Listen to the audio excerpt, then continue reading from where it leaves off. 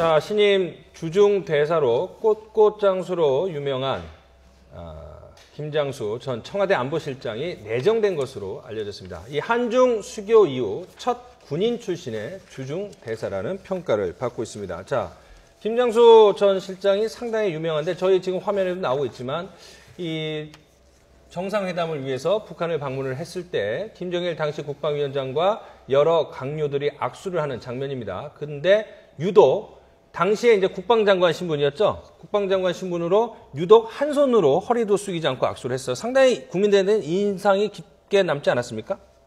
네, 그렇습니다. 뭐 당시 꼿꼿하게 네. 뭐 김정일 위원장하고 악수를 네. 했기 때문에 네. 뭐 언론에서는 비판도 많았고요. 예. 뭐 최고 홍수 예. 지도권자에 예. 대해서 예. 예의를 갖춰야 되는 게 아니냐, 예. 아니면 북한에 대해서 당당해야 한다. 예. 뭐 이런 많은 화제를 모았었던 인물이죠. 예, 지금 화면 보시면은 다른 강요나 수행원들은 이렇게 두 손으로 악수를 하면서 허리를 숙이고 여러 차례 악수를 하고 그랬지만 김장수 당시 국방장관만은 허리를 숙이지 않았고요. 또 한 손으로 악수를 했습니다. 그래서 꽃꽃장수라는 임식을 줬는데, 자, 이제 김장수 전 안보실장이 노무현 전 대통령 시절에 참여정부 시절에 국방장관을 했고, 이명박 정부 시절에 한나라당에서 비례대표를 했고, 박근혜 정부에서는 또 국가안보실장을, 초대 국가안보실장을 하고, 여야 아니면은 진보 보수 정권을 뛰어넘어서 많이 이렇게 발탁이 됐네요. 그렇죠. 3개 정권을 거치면서 다 요직을 했는데 네. 저런 경우가 굉장히 드물죠. 그러다가 그 하나의 이념의 정권이 쭉 갔다면 이해가 가겠는데 네. 그게 아니고 진보 보수 이렇게 와거든요. 그럼에도 불구하고 네. 3개 정권에 두루 요직을 한다는 것은 저분의 어떤 대단한 능력이라고 또 봐지는데 군인은 뭐 이념이 필요 없고 애국심만이 또 중요할 수도 있다고 볼 수도 있겠죠. 뭐 그렇지만 뭐 노무현 정권 끝나고 나서 저 김장수 전 국방장관 인터뷰를 어떻게 했냐면 혹시 새누리당, 그러니까 새 정권에서 어떤 일을 할 수 있냐고 질문을 했을 때 두 주군을 섬기지 않는다 충신은 그런 얘기 했거든요. 그런 얘기도 했군요. 그러고 나서 바로 새누리당 들어갔단 말이죠. 그러니까 그런 거 보면은 글쎄 꼭 그런 건 아닌 것 같고.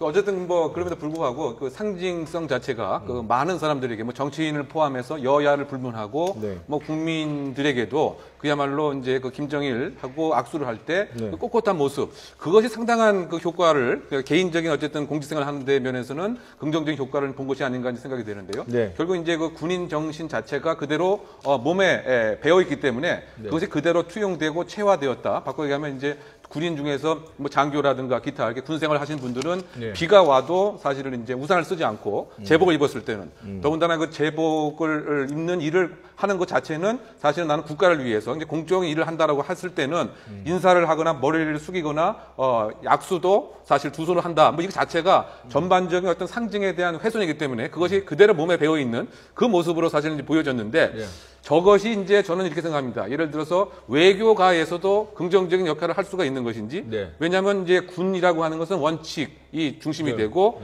상대방이 적이기 때문에 상대방을 살상을 하는 것이 주요 임무입니다. 그러니까 그야말로 이제 A 아니면 B식이죠. 하지만 그 외교 무대라고 하는 것은 때에 따라서는 그 유연성과 여러 가지 신축력이 이제 필요한 것인데 소위 말해서 이제 대사로 활동을 할 때 과연 중국에서 저 같은 이제 군에 관련된 경험 자체가 과연 긍정적으로 작동을 할지 이 여부는 좀 더 검증이 필요한 대목이 아닌가 생각됩니다. 말씀하신 대로 그 한중 수교 이후에 1992년 한중 수교 이후에 첫 군 출신의 주중 대사입니다. 그렇죠. 이 시점에서 왜 박근혜 대통령이 이분을 군인 출신을 기용했는지가 그 의중이 가장 궁금했는데 외교 안보를 총괄했던 이 김장수 전 실장을 주중 대사로 임명한다는 것은 한국은 여전히 중국을 중시하고 있고 외교를 포함한 안보의 부분에서 중국과 함께 이를 추진하고 싶다라는 중국에 대한 강력한 메시지입니다.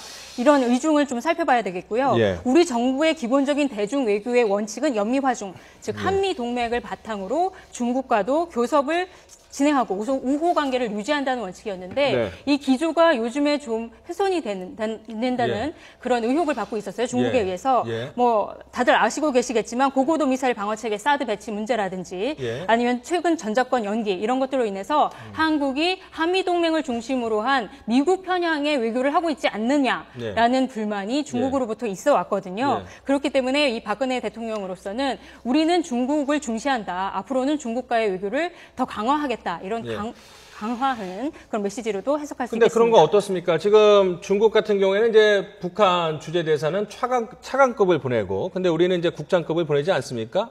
우리한테는 국장급을 보내는데 우리는 사실은 장관급이나 핵심 실세를 보내고 있는데 약간 좀 무게추가 외교가에서는 사실 무게가 중요하지 않습니까? 상대적이고 약간 우리가 더 이렇게 중시한다는 의지를 강력하게 보여주는 것 같아요. 아무래도 뭐 그런 모습을 부인할 수는 없는 것 같아요. 이제 그만큼 이제 중국의 영향력 같은 거, 특히 이제 북한의 핵 문제 관련돼서는 이제 중요한 역할을 이제 하고 있고 말이죠. 특히 이제 그 사드 배치와 관련된 뭐 일정한 뭐 설득 면에서도 이제 급수를 높이는 것이 뭐 중요하다, 뭐 이렇게 생각을 하는 것 같은데, 그러니까 아무래도 이제 그 중국의 그 입장에서는 대통령의 뭐 신복 내지 그 친근감 또는 신뢰가 많이 있는 그 같은 사람이 올수록 또 뭐 환영을 하겠죠. 그래서 결국은 이제 그 우리가 실리를 뭐 추구하는 그 면에 또 방점을 두고 있는 것이 아닌가. 그러니까 중국에서의 어쨌든 뭐 장관급이 우리나라에 대사로 오는 것과 그것을 뭐 똑같이 뭐 카운터 파트로 맞추기보다는 우리에게 지금 유리한 상황에 먼저 선점을 하자. 뭐 그것에 방점을 뭐 두고 있는 상황으로. 자, 한 가지만 더 짚어보도록 하겠습니다. 사실은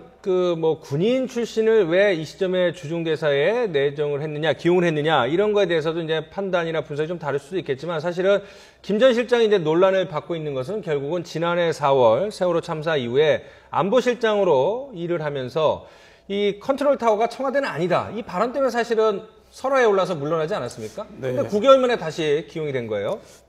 글쎄요, 이제 그 대사 중에서도 주미, 주중, 주일 대사는 굉장히 요직이고 그렇죠. 뭐 핵심적인 그런 인물을 사실 임명하는 것이 파견하는 것이 이제 관례인데 이번 같은 경우에는 사실 그 세월호 사태 때 어느 정도는 그 정권에 도움이 되고 정권을 이제 보호해주는 그런 그 발언을 해서 여론의 역풍을 맞아서 결국 물러났단 말입니다.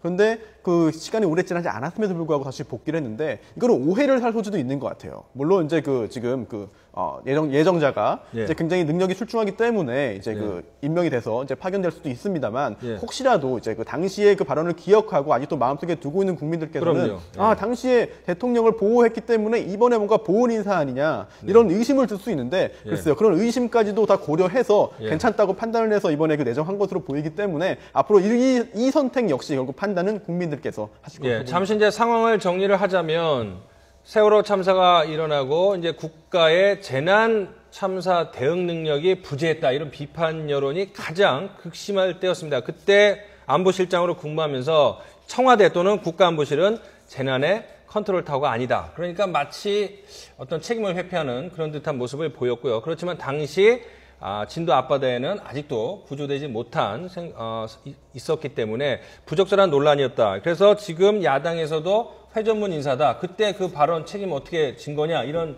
비판이 나올 수밖에 없는 상황 아닙니까? 그렇기 때문에 대통령이 벌써 세월호를 잊은 게 아니냐 이런 일각의 지적이 있을 수가 있는 거죠. 그리고 대통령한테 계속 지적되고 있는 인사 시스템이 하나가 돌려막기라고 하는 거예요. 회전문 인사. 쓴 사람 또 쓰고 여기 있는 사람 저기다 갖다 쓰고 하는 거거든요. 그러니까 그거는 뭐냐면 지금 이 정권에서 활용할 수 있는 인재풀이 너무 작은 거 아니냐. 그런 지적이 많이 나올 수밖에 없는 거죠. 그래서 사실 뭐 국무총리 인사도 계속해서 문제가 되는 거고 그래서 대통령이 너무 자기가 갖고 있는 수첩 내에서만 사람을 살펴보지 말고 좀 넓게 인재를 좀 활용할 수 있는 방안 그런 걸 마련해야 되지 않나 이런 생각도 듭니다. 말씀하신 김에 한 가지만 더 짚어보죠. 뭐 회전문 인사라고 하는데 물론 김장수 전 실장 얘기가 좀 벗어난 얘기지만 박근혜 정부뿐만 아니라 이명박 정부 특히 이제 노무현 전 정부 때도 상당히 회전문 인사, 돌려막기 인사에 대해서 비판이 많은데 뭐 그럴 수밖에 없는 이유가 있을까요? 그 아무래도 이제 그 중요한 요직 같은 경우에 그 가장 믿는 그 신뢰를 줄 수 있는 사람을 보내야 되기 때문에 그렇다고 본다면 이제 측근을 보내야 되겠죠. 또는 그 통치 철학에 대한 이해와 중요한 순간에 대해서 결국 이제 그야말로 명예롭고 충성스러운 판단 이것을 믿을 수 있는 사람이 그렇게 사실 어느 정권이나 그 많지는 아마 그 않을 겁니다. 이제 그런 맥락에서 사실은 그 회전문 인사라고 하는 뭐 비난은 어느 정권이나 그럴 수밖에 없는 뭐 상황이 아닌가. 그러니까 뭐 선진국 같은 경우에도 뭐 미국 같은 거가 이제 대표적인데 미국도 오바마 행정부니까 뭐 민주당이 잡든 공화당이 잡든 측근 인사들이 중용이 되는 거기 때문에 그것도 이제 우리 사회에서 아까 참배 정치도 있었지만 그런 부분에 대해서도 우리 사회에서 좀 정리가 필요하지 않을까 싶기도 합니다.